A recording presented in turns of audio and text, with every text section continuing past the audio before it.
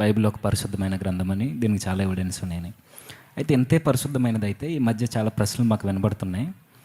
ఇలాంటి పరిశుద్ధ గ్రంథంలో, ఇలాంటి దైవ గ్రంథంలో లోతు సందర్భం కావచ్చు, దావీదు గారు చేసిన తప్పులు కావచ్చు, యోధా గారు చేసినవి కావచ్చు, ఇలాంటి కొన్ని ఇబ్బందికరమైన పరిస్థితులు రాసినప్పుడు దేవుని గ్రంథం అయితే, ఇన్ని ఎవిడెన్స్ ఉన్నది నిజమైన గ్రంథం అయితే, ఇలాంటి సందర్భాలు లోతు తన కుమార్తెలతో పాపం చేయడం, దావీదు తప్పు చేయడం, ఇలాంటివి రాశారు.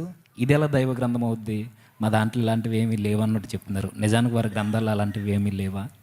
ఇక్కడ మనుషులు చేసినవి చూపిస్తూ తప్పుపడుతున్నారు దేవుని. ఓకే, బైబిల్ పరిశుద్ధ గ్రంథం కాబట్టి మనుషులు చేసిన తప్పులు కూడా చెబుతుంది. బైబిల్ పరిశుద్ధ గ్రంథం కాబట్టే ఆ పరిశుద్ధ గ్రంథానికి సంబంధించిన దేవుణ్ణి ఆరాధించేవారు వారు కూడా మనుష్యులే. ఆ మనుష్యులు చేసిన తప్పులు అందరికీ తెలియాల్సిందే. దేవుడు న్యాయ నిర్ణేతగా లోతు, తన పిల్లలు, దావీదు, అలాగే తామారు, ఇలా అందరూ వారి జీవితాల్లో చేసినటువంటి తప్పులను ఎత్తి చూపిస్తుంది.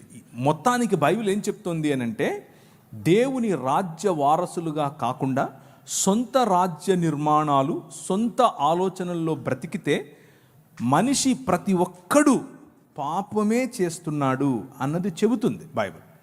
దానికి మినహాయింపు కేవలము యేసుక్రీస్తు మాత్రమే. మళ్ళీ కొత్తగా ఒకరు వచ్చి చెప్పక్కర్లేదు మనకు, మీ దావీదు ఇలా చేశాడు, ఆడు ఇలా చేశాడు. మాకు తెలిసేది, వి నో దాట్. అది మా దేవుడే రాయించాడు కాబట్టే పరిశుద్ధమైన దేవుడు, రాయించాడు కాబట్టే పరిశుద్ధమైన పుస్తకం. కప్పిపెట్టుంటే ఆయన పరిశుద్ధమైన దేవుడు ఎలా అవుతాడు? కప్పిపెట్టుంటే అది పరిశుద్ధమైన పుస్తకం ఎలా అవుతుంది? అది కేవలము ఒక అజెండాతో వచ్చిన పుస్తకం అవుతుంది. కానీ అవతలి వారు అలా కాదు. అవతల వారి పరిస్థితి అది కాదు. అవతలి వారి పరిస్థితి ఏమిటి అని అంటే, ఎవరైతే దేవుళ్ళుగా, ఎవరైతే దేవతలుగా తమను తాము ఆ పుస్తకాలలో ప్రకటించుకున్నారో వారు మిగిలిన వారిని మోసముతోనూ, సెక్షువల్ అల్యూర్మెంట్ అంటే లైంగిక ఆకర్షణతోనూ, వయలెన్స్తోనూ, రేప్తోనూ, స్వయంగా పిల్లలను సొంత పిల్లలతో శారీరక ఏచ్ఛలు తీర్చుకోవటంతోనూ దేవుళ్ళు ఆ పని చేసినట్లుగా వారి పుస్తకాలు చెప్తున్నాయి. సో బైబిల్కు మిగిలిన పుస్తకాలకు ఉన్న తేడా ఏమిటి అని అంటే, బైబిల్ మనుష్యులు చేసిన తప్పులను ఎత్తి చూపిస్తుంది, కానీ దేవుడు ఆ చేసిన తప్పులను సమర్థించకుండా వారిని సరైన మార్గంలో పెట్టడం కోసం తన కుమారుడైనటువంటి యేసుక్రీస్తును పంపాడు. కానీ మిగిలిన పుస్తకాలు అలా కాదు. మిగిలిన పుస్తకాలు ఆ దేవుళ్ళు చేసేది ఒక పెద్ద ఘనకార్యం అన్నట్లు. ఒక ఆయన 16,000 మంది అయితే, ఇంకొక ఆయన 3 అంటే, ఇంకొక ఆయన 10 మంది అంటే, ఇంకొక ఆమె 5 మంది మొగుళ్ళని వేసుకుంటే ఇవన్నీ తిరుగుతూ ఉంటారు.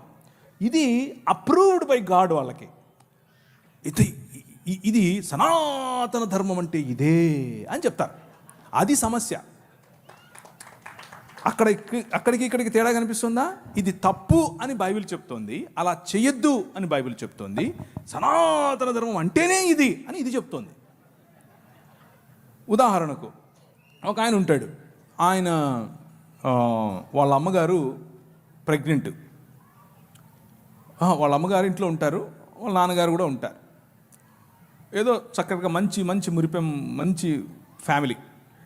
అలా ఉంటే ఇది ఎక్కడి నుంచి తీసుకొని చెప్తున్నానంటే, మహాభారతం నుంచి తీసుకొని చెప్తున్నాను.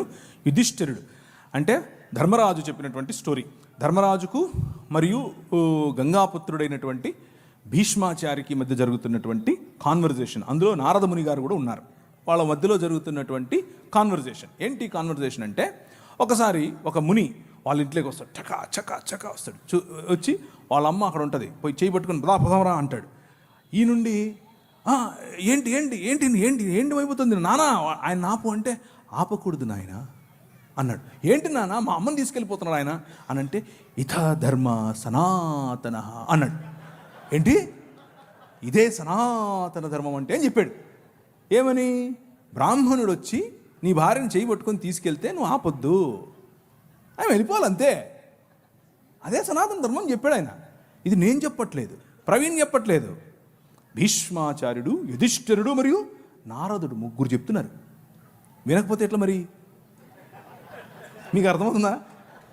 వినకపోతే ఎట్లా? ఇంకొక కథ చెప్తాను. అంటే మీరు అడిగిన దానికి చెప్పాలి, చెప్పకపోతే కష్టమైపోద్ది. కొంచెం ఎక్కువ టైం తీసుకున్నానా? ఇంకొక ఆమె పాపం గర్భవతి, లోపల పిల్లవాడు ఉన్నాడు. పిల్లవాడు ఉంటే ఒక ముని వచ్చాడు. కమాన్ రా అన్నాడు. ఏంటయ్యా నేను గర్భవతినయ్యా అన్నాడు. అంటే ఈయన ఇదా ధర్మ సనాతన అన్నాడు. సరే కానీ అంటే ఆమెతో, ఆ గర్భవతితో ఆయన లైంగిక క్రియ చేస్తూ ఉన్నప్పుడు లోపల నుంచి బిడ్డ అరిచాడంట. ఒరే ఈడ టైం లేదు, ప్లేస్ లేదు, పో పో అంటున్నాడు. ఈడ ప్లేస్ లేదు, నువ్వు రావడానికి వీల్లేదు, వెళ్ళిపో అని అడుగుతున్నాడు లోపల నుంచి. ఏమి రాశారా పుస్తకాలు మీరు?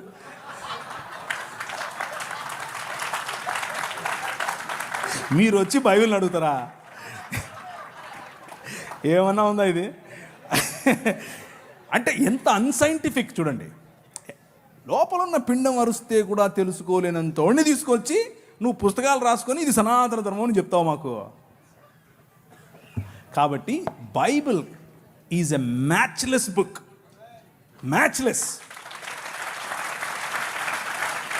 No science, no mythology, no Quran, no Gita, no anything can stand in front of Bible.